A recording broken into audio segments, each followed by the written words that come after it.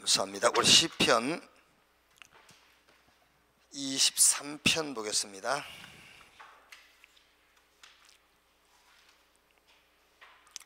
시편 23편.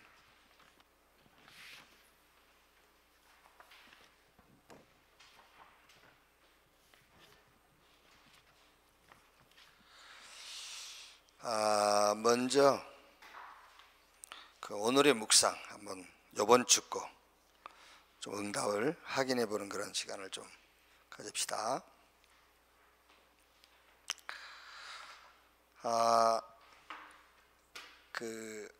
아마데우스라는 영화를 내가 33년 전에 그냥 봤어요. 아무 의미도 없이.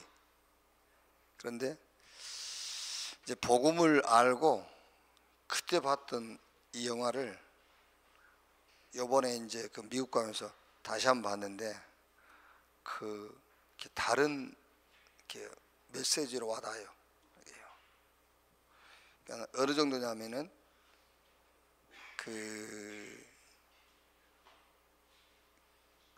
모차르트 아닙니까? 모차르트를 시기한 살리에르, 살리에르 컴플렉스라는 말이 나올 정도로, 살리에르 컴플렉스라는 말이 나올 정도로 이제 살리에르가 볼트강, 아마데우스, 모차르트를 이제 시기하잖아요. 시기, 질투심.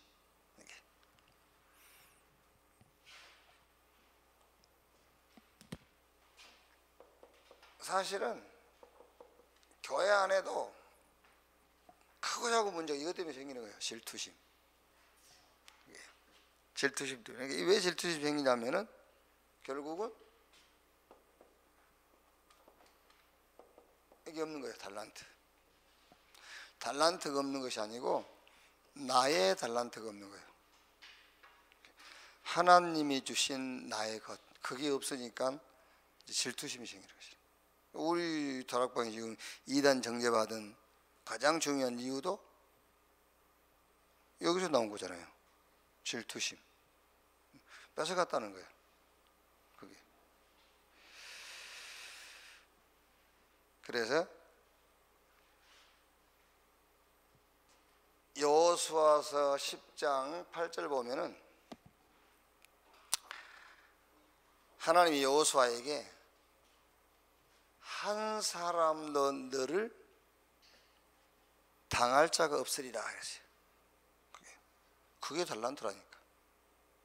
예를 들면은 10등한 아이가 1등한 아이를 질투한다. 그 말이 무슨 말이냐면은 자기는 10등이고 이 아이는 1등이기 때문에 질투하는 게 아니에요. 자기 달란트가 없어서 질투하는 거예요. 그게. 그래서 우리 아이들에게는 이 달란트를 찾으라는 말이에요. 그 달란트라는 말은 여러분 뭐 잘한다 그게 아니라니까요.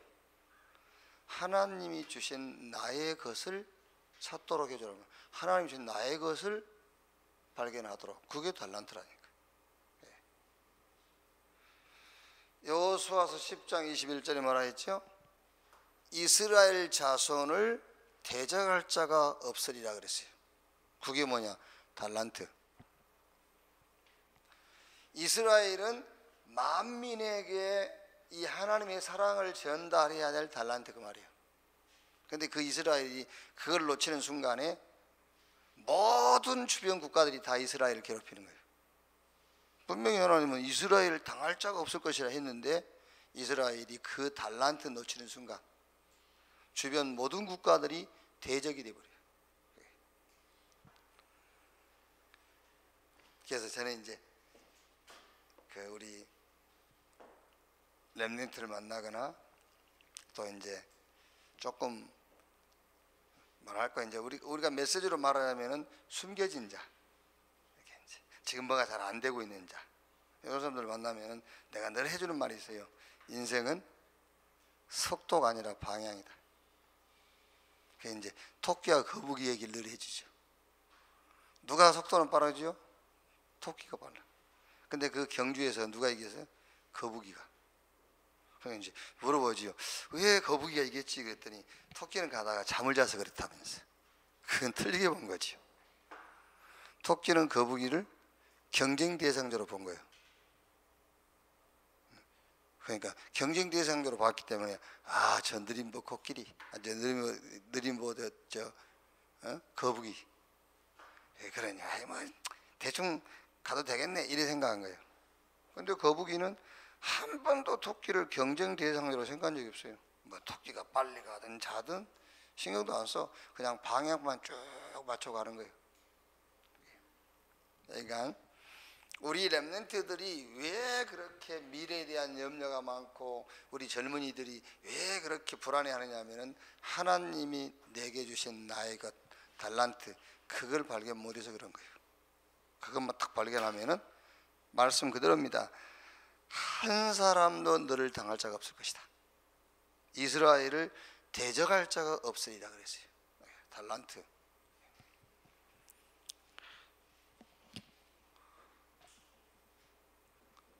그 다음에 요게 이제 일요일 거겠죠. 갈라디아 5장 1절. 요게 토요일 날 거겠고 요게 일요일. 그리스도께서 우리를 자유케 하시려고 자유를 주셨으니 다시는 종의 멍에를 매지 말라 그랬죠. 자유해라, 자유해라고. 그리스도를 통해서 우리에게 자유함을 줬기 때문에 다시는 종이 되지 마라, 자유해라. 그러니까 이제 모든 종교는 마음과 생각이 중요하다고 하잖아요. 마음과 생각을 다스려라. 예? 결국 이제 그 좋은 단어로 나온 게 명상이잖아요. 명상. 셀프 메디테이션, 명상. 그래서 뭐죠? 깊은 명상을 통해서 자신을 치유하고 그러면은 슬픔과 기쁨, 행복과 불행, 싫고 좋은 것, 갈망하고 소원한 것들, 이런 것들이 다 이런 것들로부터 자유로워진다는 거죠. 거기서 이제 우리가 제일 종교 중에서 제일 거기에 우리가 쉽게 이해하는 게 불교 아닙니까? 불교. 다 마음 비우라는 거죠.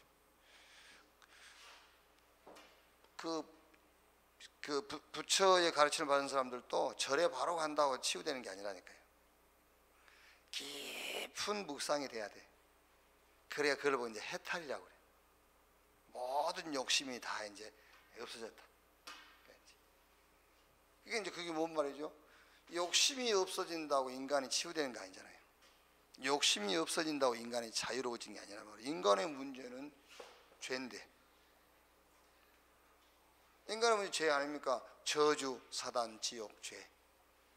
요 죄 때문에 병든 영혼, 그게 사실은 12가지 멸망을 얘기하는 거예요. 죄 때문에 우리 영혼이 병들었어요. 그 병든 것을 12가지 멸망이라고 한 거예요. 그러니까 죄와 죄로 병든 영혼이 치유돼야 되거든. 이건 치유 안 되고 마음 비우고 생각 바꾸고 깊은 이 명상을 통해서 모든 욕심을 다 내버리고, 그럼 욕심 뭐 없어졌으면 그거 뭐 할 건데요? 죄와 죄로 인한 병든 영혼은 치유가 안 되는데, 이게 치유돼야 인간인데. 그래서 죄와 병든 영혼을 치유할 수 있는 답은 하나밖에 없다. 그리스도와 그리스도의 말씀. 히브리서 4장 12절.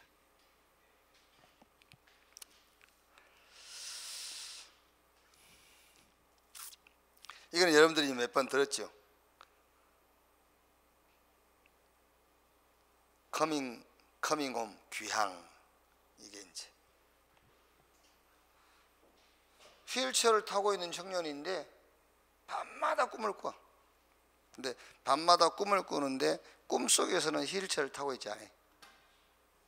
그래서 내가 이번에는 일부러 한번 우리 다니엘한테 그 영화 한번 찾아보라 했어요. 전에는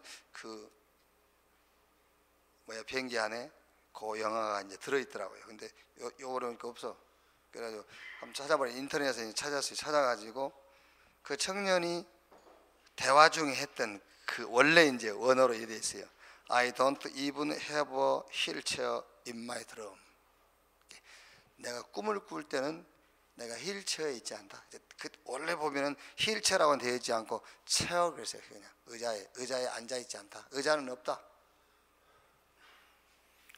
하나님 자녀가 그리스도 안에서입니다. 복음 안에서 꿈을 가질 때만, 복음의 꿈을 꿀 때만 어떤 장애도 문제가 안 돼요.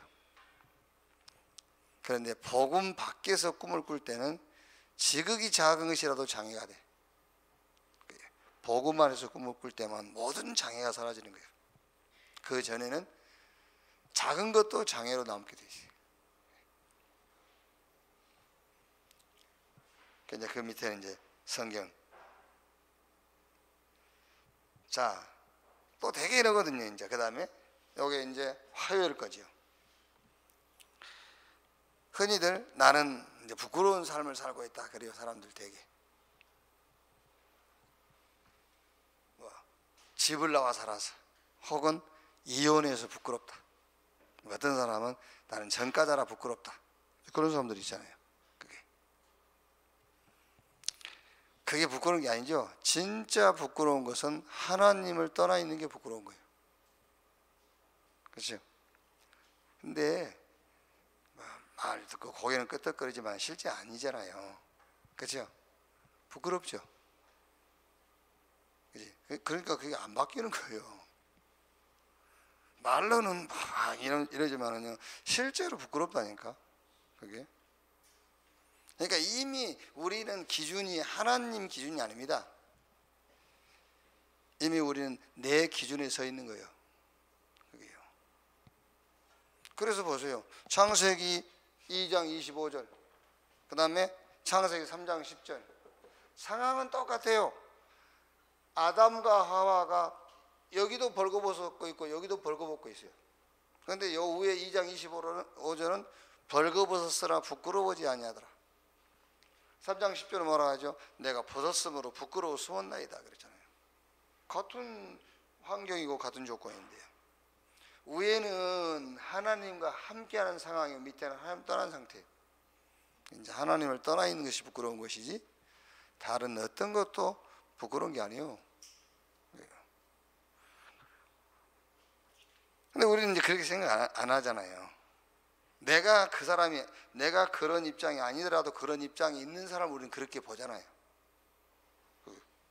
늘 하나님 떠나 있는 게 부끄러운 것이지 뭐가 부끄러운 거예요. 하나님이 함께하면 모든 게 다 끝난 거지.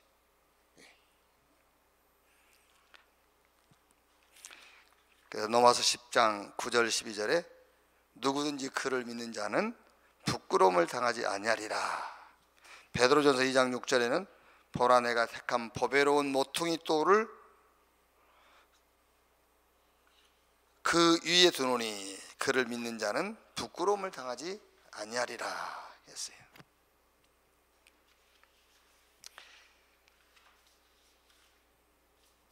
그러니까 여러분이 이제 늘 잘 생각하셔야 돼요. 복음을 믿으려면 확실하게 믿어버리고 어딘가에 믿는 건 믿는 거 아니야 그거예요. 확실히 복음을 붙잡고 믿으려면 믿지, 복음을 내 수준에서 대충 믿으면 그 안 믿는 거와 똑같은 거예요.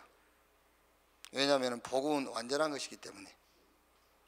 그러니까 믿음은 큰 믿음 작은 믿음이 없어요. 믿음은 믿는 것이지 뭐 믿음이 크고 작고 그런 게 없어요. 복음은 하나지. 그죠? 복음은 하나야. 그 복음은 완전한 복음 하나지 복음이 좀 모자란 복음, 남는 복음 그런 게 없어요. 그러니까 복음을 믿으려면은 온전히 믿어버려야 돼. 근데 그게 잘 안 된단 말이야 지금 이제. 베드로전서 2장 2절에 그래 돼 있죠. 갓난 아기들 같이 순전하고 신령한 젖을 사모해라. 여러분 핸드폰 보면 돼. 핸드폰 오늘의 묵상 다운 받아 보시죠. 네? 권사님 보시지 그거. 안 보내줘 누가? 누가 안 보내줘요? 보내줘요. 카톡에 안 와요? 그걸 늘 보라니까 아침마다 그런 거를. 제가 좀 이제 좀 이거를 뭐랍니까? 좀 너무 밋밋하니까 밋밋하지 않도록 이렇게 해놓은 거야. 여성 어머니의 가슴의 목적. 가슴의 목적은 내가 전에는 더 좀 충격적으로 하려고 가슴의 목적은 뭐 아름답다, 크다, 작다, 뭐 A컵이다, B컵이다 그런 게 아니라니까. 가슴은 미에 있는 게 아니야. 그래서 코스메틱 이게 뭔가 막 이렇게 위장을 하고 이렇게 포장하는 그런 데 있는 게 아니에요. 우리 다 어른들이 있으니까. 그래서 뭐 이렇게 여자들 벌어져도 사이즈가 있으면 안 돼. 그냥 하나로 그냥 통일되게.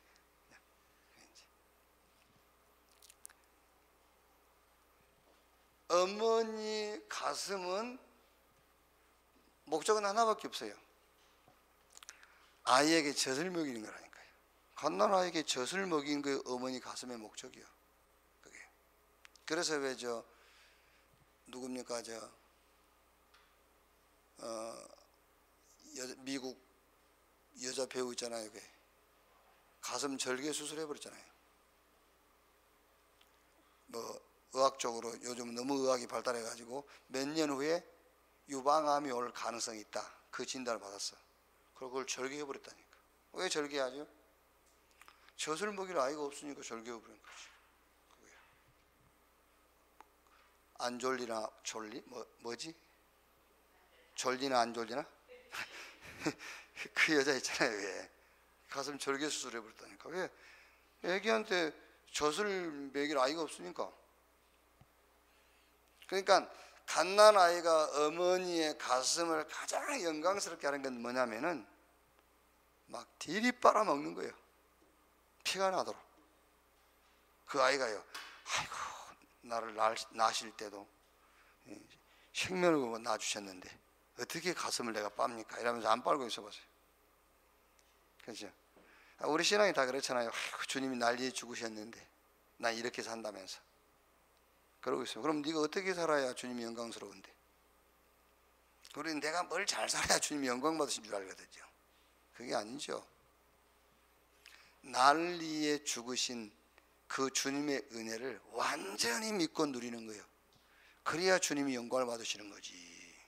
아이고 주님이 날 위해 죽으셨는데 내가 이렇게 형편없이 살아가지고 되겠나? 하나님 영광 가리고. 그럼 어떻게 살아야 주님이 영광 받으시는 건데요? 그게.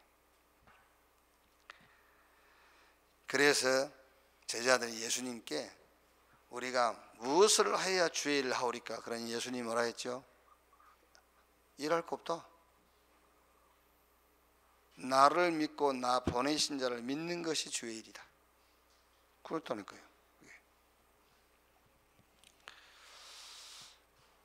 어제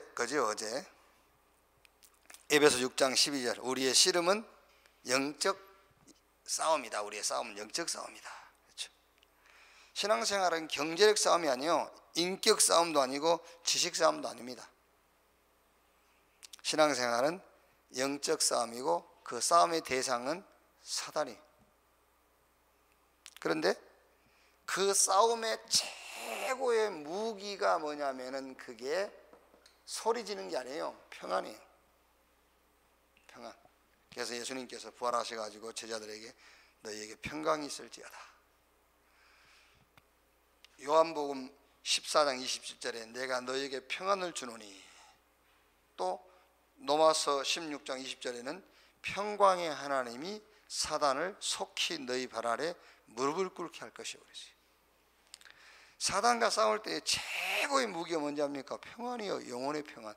영혼의 평안을 가진 사람은 마귀가 공격을 할 수가 없어요. 그게요. 늘 오해하고 불안해하고 뭘 걱정하고 영혼의 평안이 없으니까 당연하게 공격받죠. 사단이. 순복음 집사인데요. 이제 한번 물어봤어요. 이런 얘기를 쭉 해주면서 마귀가 제일 두려운 게 뭐겠냐 했더니 방언이요. 그래. 마귀가 제일 두려운 것이 방언 기도돼요. 방언 기도. 그래.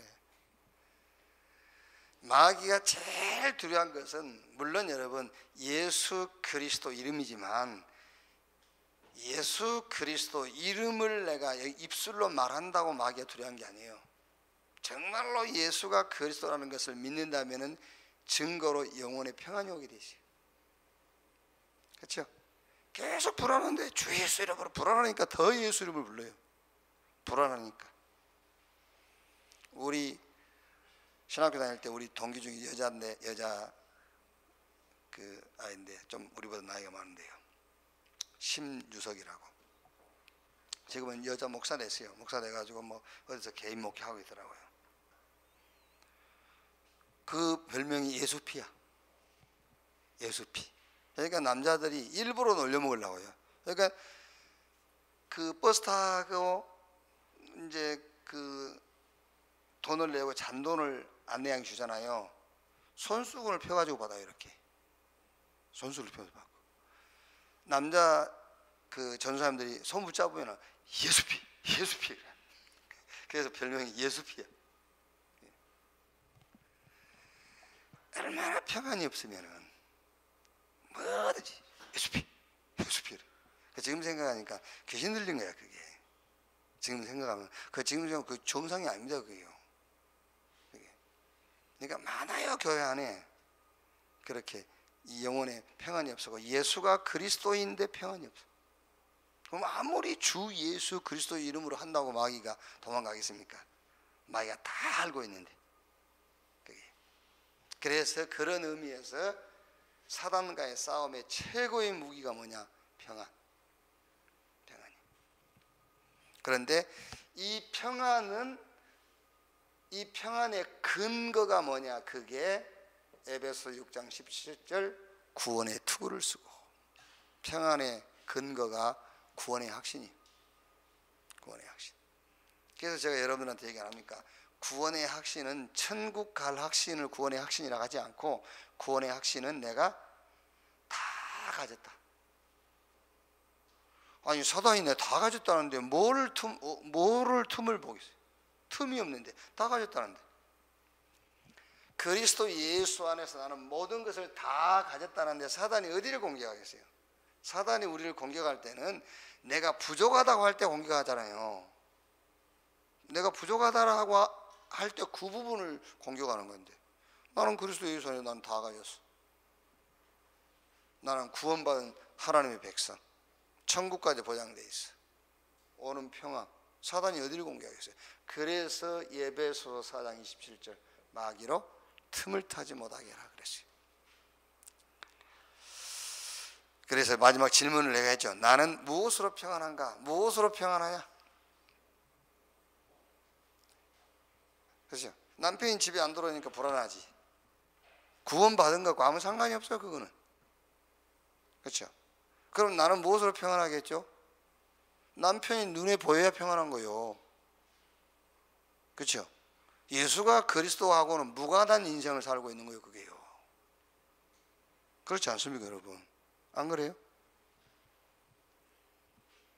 물론 자녀가 좀 귀가할 시간이 됐는데 집에 안 들어오면 걱정은 되잖아요.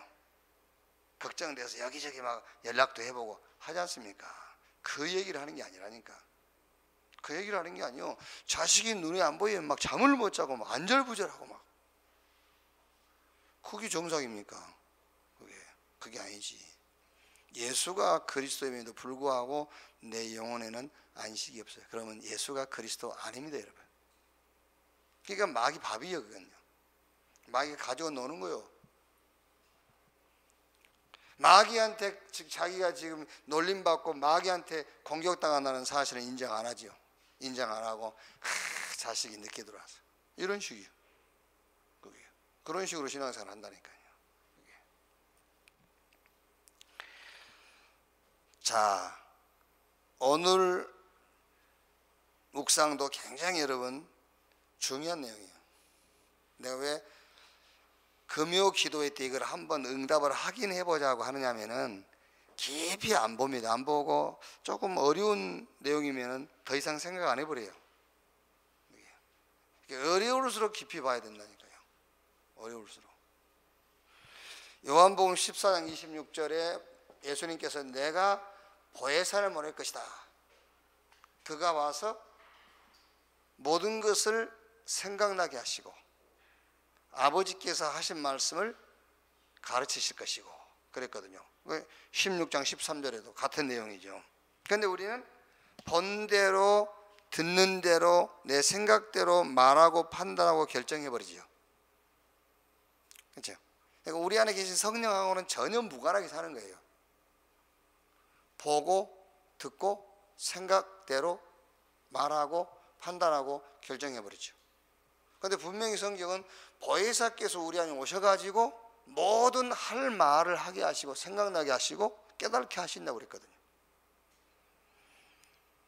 그래서 성경은 보지 않고 믿는 자가 복이 있다 했어요. 그 말이 무슨 말이냐니까 보지 않고 믿는 자란 말은 보지 않고 믿을 수 있는 것은 성령께서 우리 안에서 믿음을 주셔야만 보지 않고 믿을 수 있어요. 그러니까 우리 안에 계신 성령에 의해서 말하고 성령에 의해서 판단하고 결정하는 그 사람이 복이 있다 그 말이잖아요. 그 성경이 믿음은 바라는 것들 실상에 보지 못하는 것들의 증거라.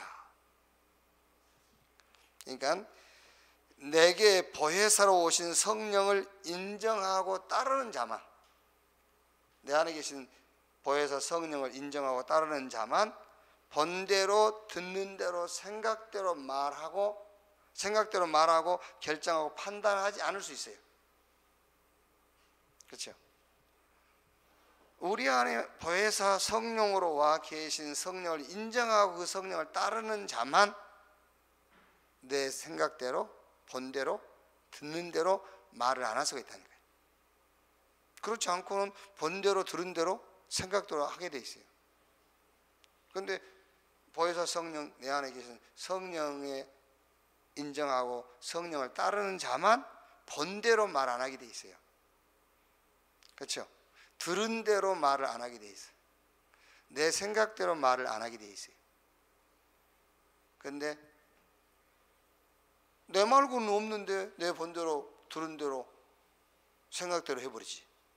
근데 내 말고 있단 말이야. 나 말고 보혜사 성령이. 그러니까 내 생각대로 들은 대로 본대로 할 수가 없는 거지.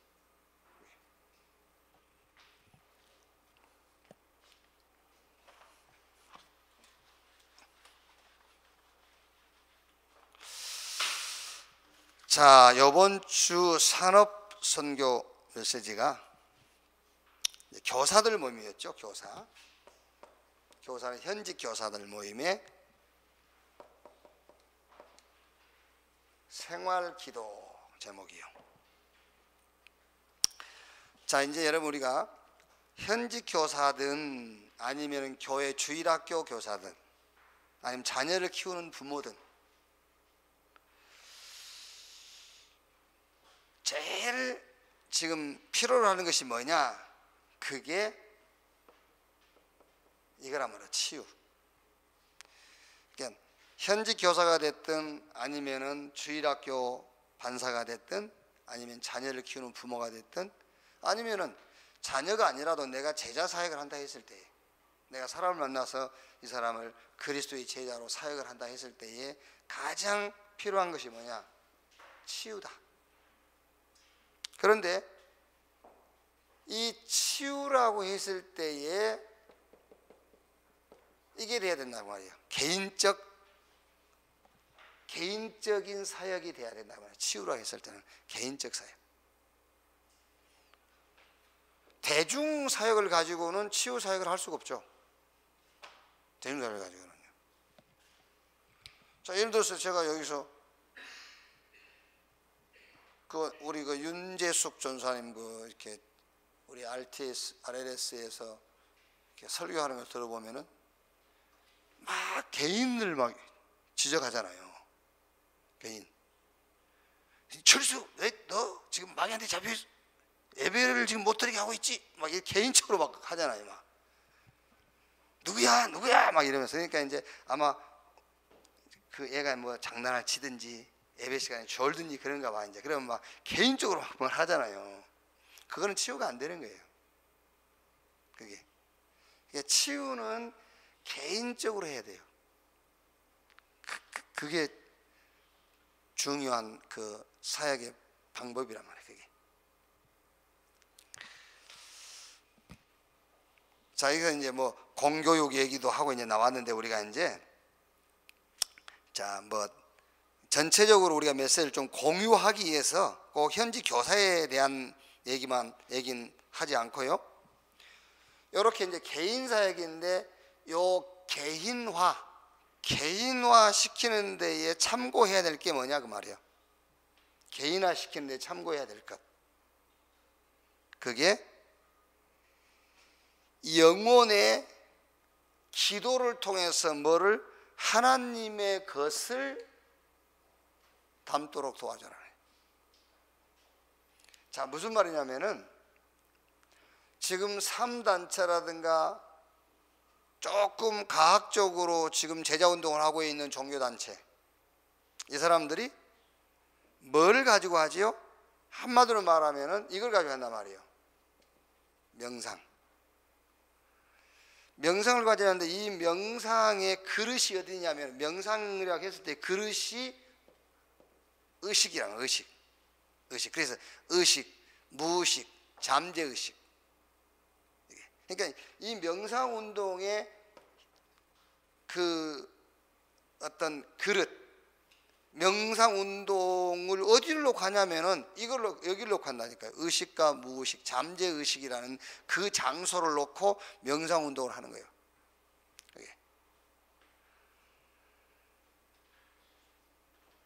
근데 이 사람들이 이제 몰라서 하는 소리죠. 몰라서. 왜, 뭘 모르죠? 이걸 모르는 겁니다. 영혼. 인간이 영혼을 모르기 때문에 이걸 하는 거예요. 여기다. 그래서 우리는 내 자식을 그 교육을 하든, 내가 현직 교사든 주일학교 반사든, 내가 어떤 그리스도 제자 운동을 하다 했을 때에 제일 목적이 뭐냐? 치유다.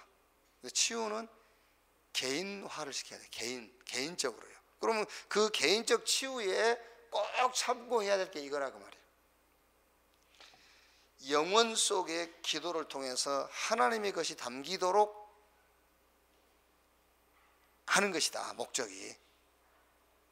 그래서 틀리지만은 3단체나 조금 과학적인 종교단체들은 의식, 무의식, 잠재의식이라는 그 그릇 속에다가 명상이란 방법을 가지고 그 사람들을 완전히 잡아버린 거예요.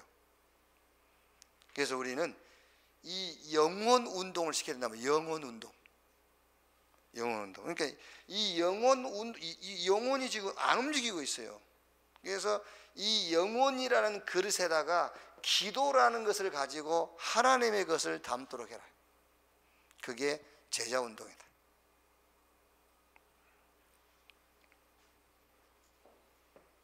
뭘 이용하느냐? 이런 공예배. 그럼 예를 들어서 공예배라고 했을 때는, 왜 공교육 하잖아요. 공교육. 이게 공예배. 이게 공교육이라는 것은 가정교사가 학생 한 명 앉혀놓고 하는 교육은 공교육이라고 하지 않죠. 이렇게 이제 국정교과서 가지고 이제 아이들을 가르쳐야 되단 말이에요. 그러니까 한 개인의 성향을 따라 가르치는 게 아니죠. 이제 대중 놓고 하는 거니까. 이 공예배라는 것도 우리가 주일날 예배드리잖아요. 그러면은 목사는 설교하지만은 목사가 자기 말을 하면 그건 예배가 아니에요. 하나님의 말씀을 전하기 때문에 그게 예배예요. 아셨죠? 그러니까 목사가 막 너무 도덕적인 얘기, 막 사회적인 얘기, 정치적인 얘기하면 그건 예배가 아니에요. 그런데 어떤 또 모자란 성도들은 막 목사가 다 정치적인 얘기 많이 하고 거기다 또 연결해서 성경 말씀하고 그러면, 우리 목사님은 진짜 이렇게 센스가 있으시다면서 그런 모자란 소리 한다니까요. 굉장히 현실성이 있다면서 이러고 있어요. 그건 예배가 아니에요. 목사 혼자서 설교하면 그 예배가 아니에요. 공예배라는 것은요, 같이 하나님께 드려요. 성가대 찬양할 때 성가대 찬양을 이렇게 뭐랍니까? 듣고 있는 게 아니에요. 같이 하는 거예요. 같이. 그리고 대표자가 나와서 기도할 때에 그 기도자가 기도할 때 우리가 아멘 한단 말은 같이 기도를 하는 거예요. 같이. 아멘, 아멘 하잖아요. 여기 대표 기도죠. 공예배 때는 자기 신앙 수준으로 기도를 하면 안 된다 그 말이에요. 자기 신앙 수준으로. 그 여기 모인 사람들을 대표해서 하는 기도이기 때문에, 그러니까 우리 다락방들은 그게 훈련이 돼 있잖아요. 메시지 가지고 이렇게 기도를 하고. 그런데 일반적으로 지금 뭐 우리 한국교회를 대표하는 합동 이런 다 그런 건 아닙니다만은 그런 교회가 있어요. 장로들이 대표 기도할 때에 그 대표 기도가 자기가 하고 싶은 얘기를 나와서 해버리는 거예요. 기도를 가지고. 대표 기도자라는 그 이제 특권을 가지고 막 목사님, 기도로 목사님 흠을 얘기해버리고, 기도로 성도, 교회 문제를 막 얘기해버리고, 기도를 가지고. 그렇게 돼. 그 사람이 이제 뭘 몰라서, 개인 기도할 때는 괜찮아요. 개인 기도할 때는 하나님, 우리 목사님 좀 일찍 일어나게 해주시고, 개인 기도할 때는. 근데 공기도 할 때는 그렇게 기도하면 안 되는 거예요. 우리 목사님이 게으르니까 좀 새벽 예배 좀 하게 해주시고, 이런 기도를 하면은 그거는 공기도가 아니에요. 그래서 영혼이라는 그릇에다가 기도라는 방법을 가지고 하나님의 것을 담아줘라. 그게. 그래서 공예배, 이때는 막 이제 같이 찬양하고요, 막 합심해서 기도하기도 하고. 그래서 이번 주부터 할지 다음 주부터 할지 모르겠습니다만은, 설교 마치고 나면은 가실 분들은 어쩔 수 없이 가지지만은, 설교 마치고 나면은 5분 찬양, 5분 찬양, 5분 기도해라. 우리 누구 지명 이제 받는 사람이 나와서 예배 마치고 임마누엘 이성훈 목사 하듯이 찬양하고 메시지 붙잡고 기도하고 5분 찬양 기도해라. 공예배 이걸 살려야 되는 거예요. 그래서 우리 렘넌트들 영혼 속에다가 이 공예배, 그 기도면 이 기도를 가지고 하나님의 것을 담아줘요. 그리고 잘 안 되겠지만 그래도 계속 해줘야 돼요. 개인 기도. 개인 기도. 우리 아이들이 다 다윗 같은 복음 받고 싶지만 다윗처럼 영혼 속에다가 하나님의 것을 담지를 못한다니까요. 다윗 같은 복음 받고 싶지만 영혼 속에다가 하나님의 것을 못 담는 거예요. 그게. 오늘 이번 주일 예배 서론에 내가 좀 얘기 좀 하려 합니다만은, 우리 교회 젊은 사람들 얼마나 어렵겠어요. 뭐 여유로운 그런 가정 배경 가지고 결혼한 건 아니란 말이에요. 이제 결혼했지, 애 두세 명 낳았지. 얼마나 어렵겠어요. 이게 어렵다 보니까는 예배가 안 되는 거예요. 그러면은 그 사람한테 너 왜 예배가 안 돼? 그러면 안 된단 말이야. 내가 입장을 해요. 내가 그 사람 입장이라면 나도 예배가 안 돼. 되겠어요? 나도 예배가 안 되지. 그 사람 입장인데. 너무 몸이 아파 보세요. 아무것도 안 됩니다. 그게요. 그래서 나도 너 입장이라면 나도 예배가 안 된다. 뒤에서 왔다 갔다 하고 말씀은 안 들리고. 그런데 네 상황은 인정하고, 영적인 수준이, 내가 뭐 대단한 영적인 수준이 있는 건 아니지만 영적인 수준이 내 수준이라고 생각해봐라. 쉽게 말하면 네 형편과 내 영적인 수준이 합성을 시켜라. 그 얘기요. 그렇죠? 예배가 되게 돼 있어요. 같은 상황인데.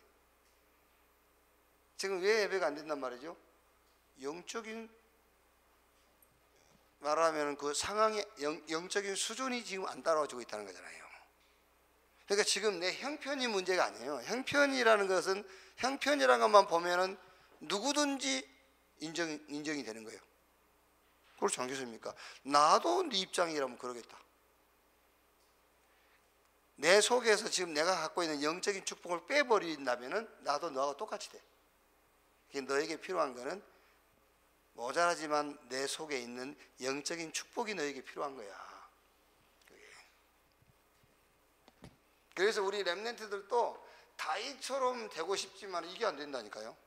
그래서 개인 예배, 시편 5편 3절 아침에, 시편 17편 3절에 저녁에, 그리고 일상생활 속에 시편 23편 1절에서 6절, 이게 지금 다윗의 일상생활 속에 기도를 얘기하는 거잖아요.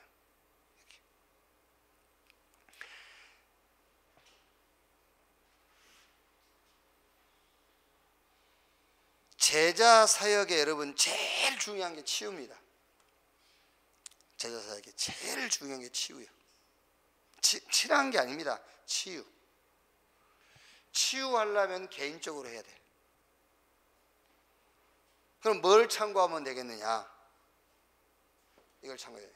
하나님의 것을 영혼 속에다가 담아줘라. 자, 두 번째, 영혼 속에 담긴 하나님의 것이 학업을 다스려야. 그렇죠, 이제 당연하게. 그래서 영혼이 잘된 같이 범사가 잘 되고. 원래 저 애가 머리가 좋았어, 그래가지고 성공하면은요 곧 망해요. 곧 무너져요. 그래서 영혼 속에 담긴 것을 가지고 우리 렘넌트는 학업이고 우리 산업인 중직자들은 여러분의 업이 다스림을 받아야 돼. 쉽게 말하면 이렇게 하면 어떻게 되겠죠? 힘이 나겠죠. 힘. 막 할 수 있다 하면 된다, 해보자, 도전하자, 그 말이 아니에요. 하나님이 주시는 힘이 나는 거야. 힘. 여기서 힘이라니까 좀 뭐하죠? 믿음이요, 믿음.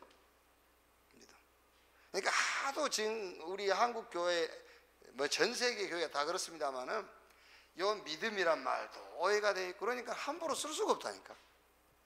예수님 재림하기는 합니다. 재림 얘기를 함부로 못한 것이, 이장예배 이런 것들 잘못된 것들이 재림에 대해서 오해를 시켜가지고 재림 얘기를 할 수가 없잖아요 지금. 그러니까 믿음도 이게 얼마나 오해를 시켜놨는지.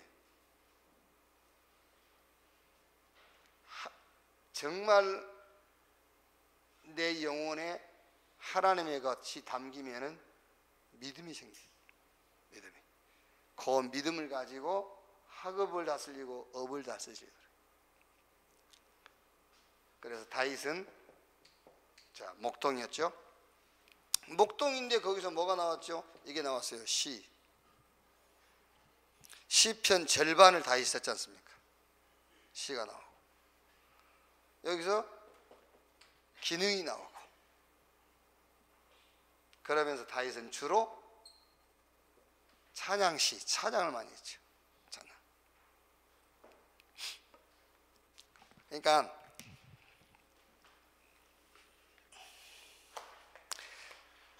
다윗의 그 시에다가 곡을 붙여가지고 찬양을 많이 하죠. 그죠? 근데 사람들이 다윗의 시에다가 곡을 붙여서 찬양을 하는데 찬송가를 자꾸 해버리니까 문제가 되는 거예요. 그 찬송가가 아닙니다. 다윗의 그 시를 보면은 쉽게 말하면 이런 말입니다. 주는 나의 주님이십니다. 주만 나의 그리스도요, 주만 나의 하나님이시며 주만 나의 구원자입니다. 그게 다윗의 찬양이에요. 그게 찬양이라는 거는 이제 곡을 붙이다 보니까 음악이 되어버렸는데 그 말이 아니라니까요. 다윗이 가장 많이 한 게 찬양이란 말은 찬송가를 가장 많이 불렀단 말이 아니에요. 찬양, 다윗은 일상 속에서 주만 나의 주님이십니다. 그게 찬양이에요. 주만 나의 하나님이십니다. 그게 찬양이에요. 여러분들이 여러분 부모님한테 부모님 감사합니다 라고 할 수 있지만 부모님을 찬양합니다 라고는 할 수 없는 거예요. 찬양은 하나님만 받으시기 때문에. 그러니까 하나님만 찬양을 받는단 말은 이 찬양을 하나님만 들을 수 있단 말이 아니라니까요. 주님만 하나님이십니다. 그게 찬양이란 말이에요. 주님만 구원자입니다. 그게 찬양이에요. 그게 나올 수밖에 없는 게 영혼 속에 하나님의 것이 담기니까 거기서 나오는 믿음, 거기서 나오는 힘 속에서 나오는 거예요.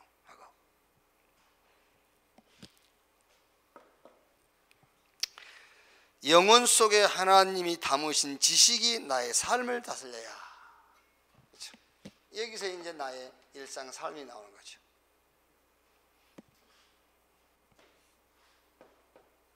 시편 78편 70절에서 72절. 그래서 하나님이 다윗을 어디서? 양을 치는 우리에서, 양을 치고 있을 때 하나님이 다윗을 택했다. 사무엘상 17장 1절에서 47절. 여기가 이제 군인으로 발탁이 되고 말하자면 왕으로 이제 가는 길이죠. 여기.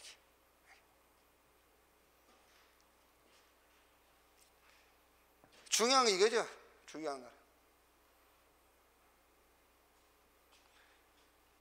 영혼 속에다가 기도를 가지고 하나님이 주신 것을, 하나님 주신 것이 담기도록.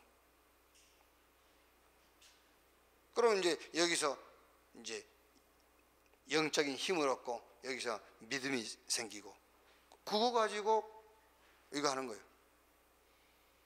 그러면 이제 그 일상 우리 삶이 되고 이제. 자, 결론.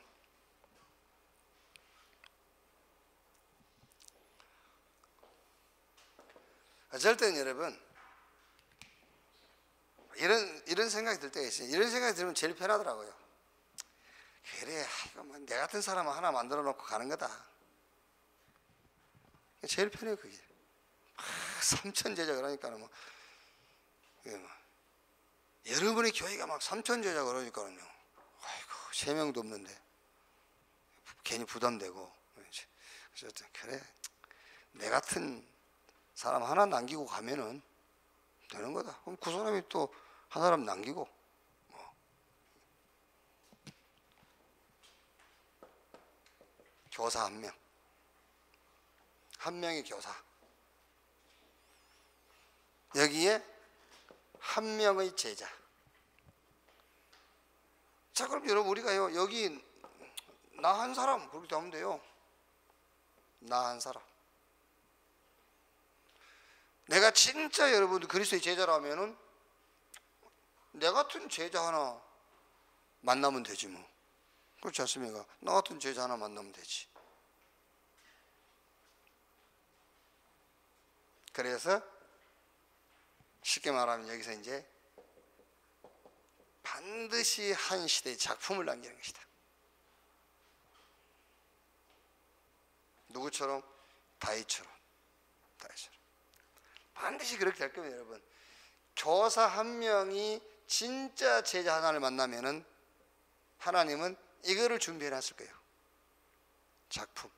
영원히 남는 작품. 자, 마찬가지입니다. 내가 진짜 복음 가진 자가 맞다면 하나님이 제자 만나게 할 거예요. 요래 둘이 만나서 나온 것이 작품이에요. 시대적인 작품. 분명히 하나님이 이 작품을 준비해 놓고 이렇게 만나게 할 거다. 반드시. 여러분 현장에서 이런 응답이 확인되기를 주의 이름으로 축원합니다. 찬송 한 장 하시고 우리 기도합시다.